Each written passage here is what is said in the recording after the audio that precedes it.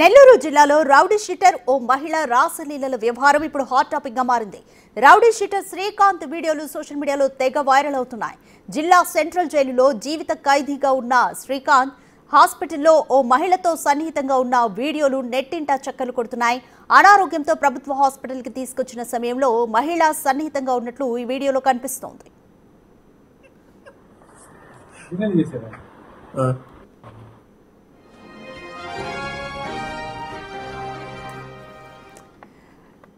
Right, Nellore జిల్లాలో ఓ rowdy sheeter ఓ మహిళ రాసలీలల వ్యవహారము వీరికి సంబంధించిన ఒక వీడియో ఇప్పుడు నెట్టింట వైరల్ అవుతుంది. రౌడీ షీటర్ శ్రీకాంత్ వీడియోలు సోషల్ మీడియాలో తెగ వైరల్ అవుతున్నాయి. జిల్లా సెంట్రల్ జైల్లో శ్రీకాంత్ జీవిత ఖైదీగా ఉన్నాడు. అయితే హాస్పిటల్లో అనారోగ్యానికి సంబంధించి ట్రీట్మెంట్ తీసుకుంటున్న సమయంలో అక్కడున్న ఒక మహిళతో ఆయన సన్నిహితంగా ఉన్న వీడియోలు అయితే ఇప్పుడు ప్రస్తుతం నెట్టింట చక్కర్లు కొడుతున్నాయి.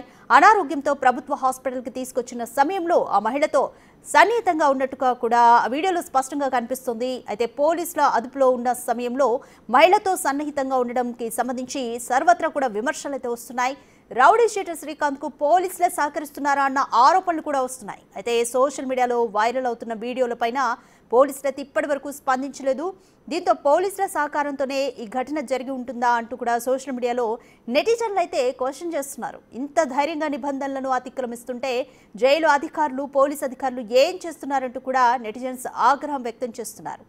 అయితే ఇటీవల రౌడీ షీటర్ శ్రీకాంత్ పెరోల్ మీద బయటకు వచ్చాడు.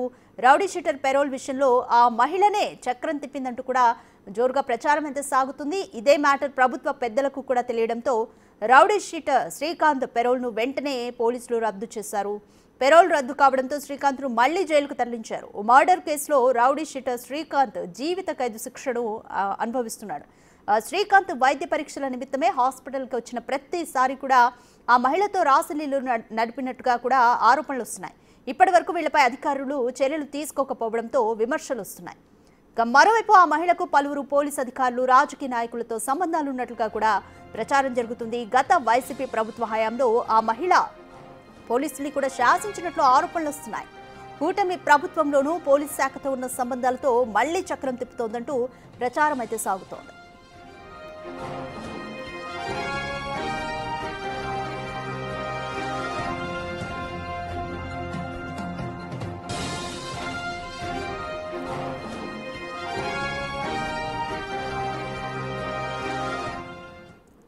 రైట్, మోర్ డీటెయిల్స్ మా ప్రతినిధి సురేంద్ర అందిస్తారు. Right Surendra, Srikanth rowdy sheeter Srikanth viral video గురించి అధికారులు కానీ పోలీసులు కానీ ఇప్పటి వరకు ఎటువంటి చర్యలు ఎందుకు తీసుకోవట్లేదు? సో పోలీసులు దీనిపైన ఏం సమాధానం చెప్తున్నారు?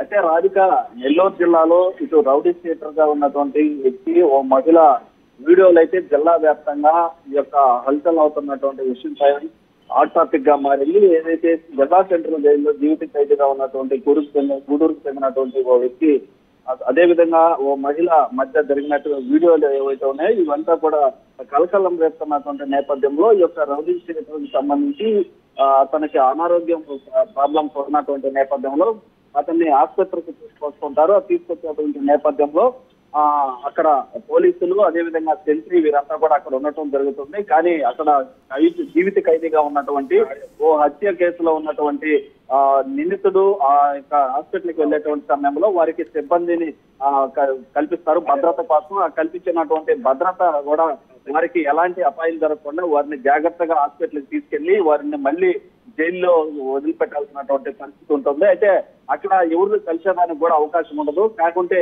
అక్కడ ఓ మహిళ అయితే అతనితో ఆ బెడ్ పైన ఆయిల్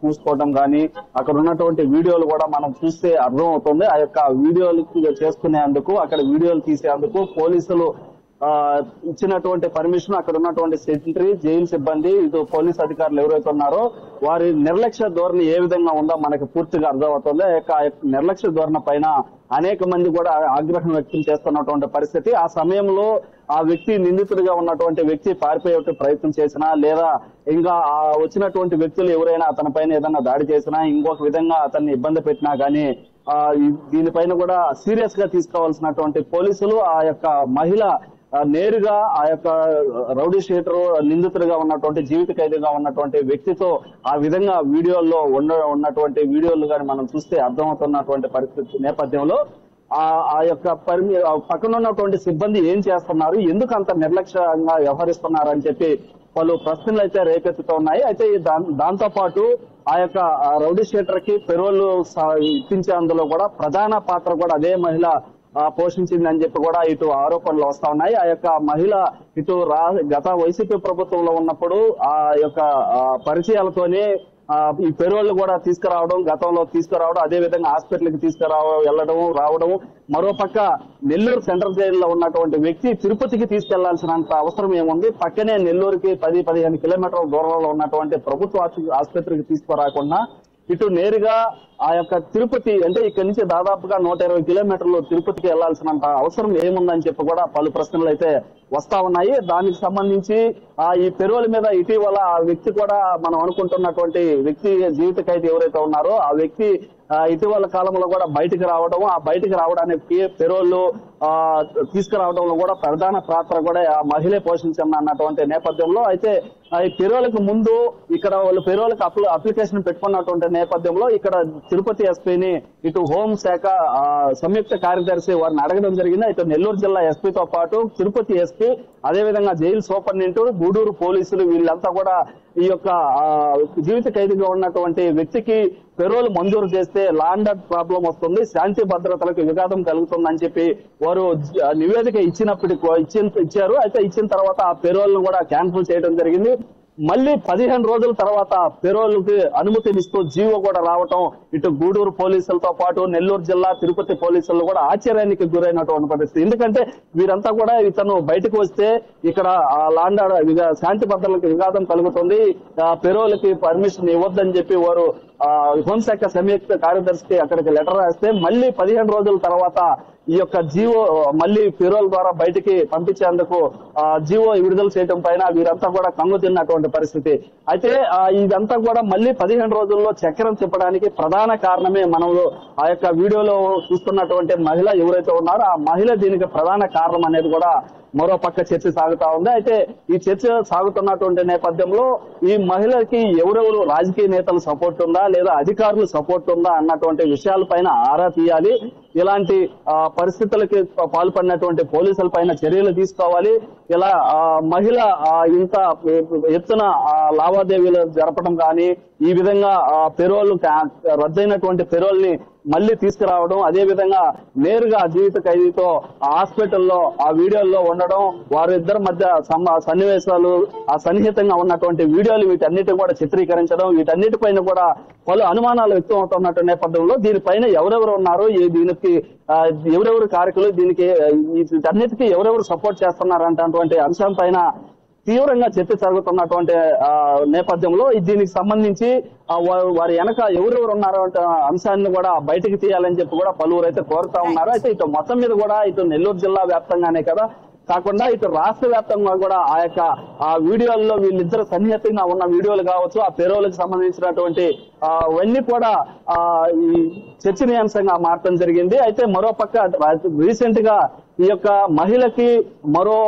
వైసీపీకి సంబంధించినటువంటి మంత్రి కొడుకు దీంట్లో ప్రధాన పాత్ర పోషించారు, వారికి కొంత డబ్బులు కూడా ఇచ్చినట్లు కూడా మరో పక్క ప్రచారం జరుగుతా ఉంది. అయితే వీటన్నిటిని మీద కూడా మనం ఆ యొక్క మహిళతో కూడా మాట్లాడినటువంటి పరిస్థితి ఉంది. అయితే ఆ మహిళ వీటన్నిటికి కూడా నాకు అంత పలుకుబడి లేదు, నేను అంత పలుకుబడి ఉంటే ఉన్నటువంటి జీవోల్ని మార్పించగలను, కానీ ఈ విధంగా పెరోలు వారి తల్లిదండ్రులే పెరోలు నుంచి బయటకు తీసుకొచ్చుకున్నారు, పెరోల్ మీద వచ్చినటువంటి వ్యక్తిని మళ్ళీ రద్దు చేసి కూడా పంపించడం జరిగింది, దీంట్లో నాకు ఎలాంటి సంబంధం లేదని కూడా ఆమె సోషల్ మీడియా వేదికలు కూడా పోస్టులు పెడుతున్నటువంటి పరిస్థితి. అయితే ఈ జరుగుతున్నటువంటి పరిణామం అంతా కూడా ఒక చర్చనీయాంశంగా మారినటువంటి నేపథ్యంలో ఎలాంటి పరిణామాలు చోటు చేసుకుంటాయి, ఎలాంటి పరిస్థితులు ఈ యొక్క జిల్లాలో ఏర్పడతాయి, దీనికి అంతటికీ మూల కారణం ఎవరు, దీని వెనక ఎవరెవరు ఉన్నారు, ఈ విషయాలన్నీ కూడా ఎవరెవరు దీంట్లోకి వెలుగులోకి రాబోతున్నారు అంటే అంశం పైన తీవ్ర ఉత్కంఠత అయితే నెలకొని ఉంది. అయితే ఇటు ఈ పెరోల్కి సంబంధించి ఏవైతే